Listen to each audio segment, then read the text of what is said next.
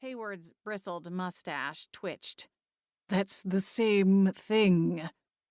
Now, you two. You promised you'd be on your best behavior," came the drawling voice of reason, courtesy of my third spectral companion, Gwen.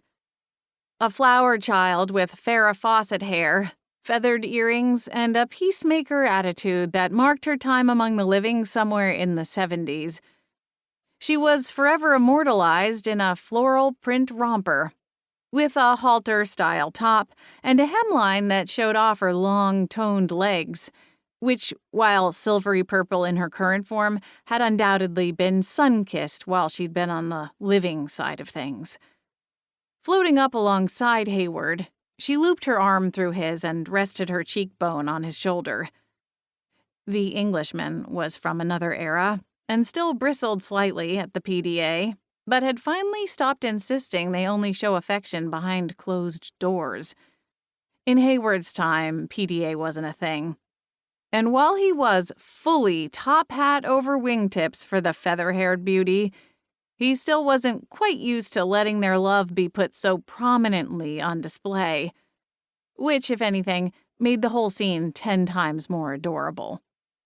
"What is it you're looking for?" Gwen asked me. "My spade."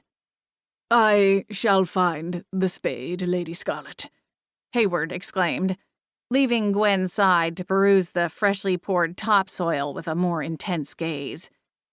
"Thank you, Hayward." I shot a look towards Flapjack. "See? Is it that hard?" Flapjack scoffed and continued marching along the top of the cedar planks boxing in the garden plots. Gwen joined in the hunt, while I backtracked to retrace my steps. "Where's Lucas this afternoon?" she asked. "Off to get more paint, I hope." She didn't need to point out the large swath of siding where the bungalow had an unfortunate two-tone effect going on.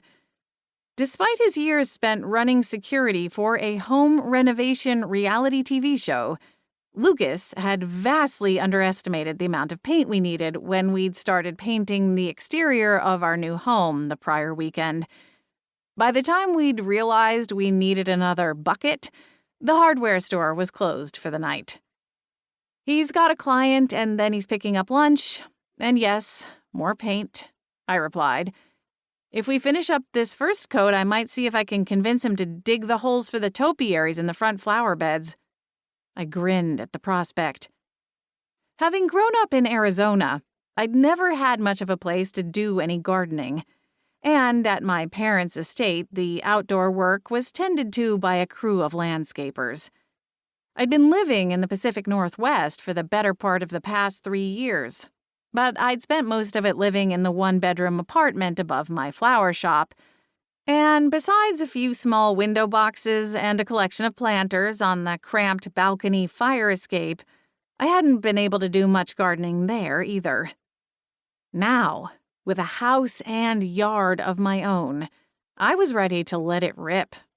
I'd spent the winter mapping out where I wanted to plant the various flower beds and trees, and the time had finally come to bring it all to fruition. "It's nice that he has a flexible schedule," Gwen replied, "though he seems to keep quite busy." I chuckled slightly. "Well, that's Lucas for you. He's never been the type to sit around twiddling his thumbs." "Aha! Eureka!" Hayward bellowed, pointing a gloved finger toward the corner of the first of the raised beds, where I planned to plant 6 tomato plants. There, just a sliver of silver peeked above the loose topsoil. I smacked the palm of my hand against my forehead, nearly knocking off my flowery hat, and muttered under my breath as I went to retrieve the tool. "Good eye, Hayward. Thank you." Hayward straightened to his full height, though his wingtip shoes hovered a few inches above the grass. With a pleased grin, he straightened his cravat. "It is my honor, Lady Scarlet." Flapjack made a retching noise. I grabbed the spade and set about digging the holes for the tomato plants. I'd selected 3 varieties and planned to leave space for a row of marigolds along the border.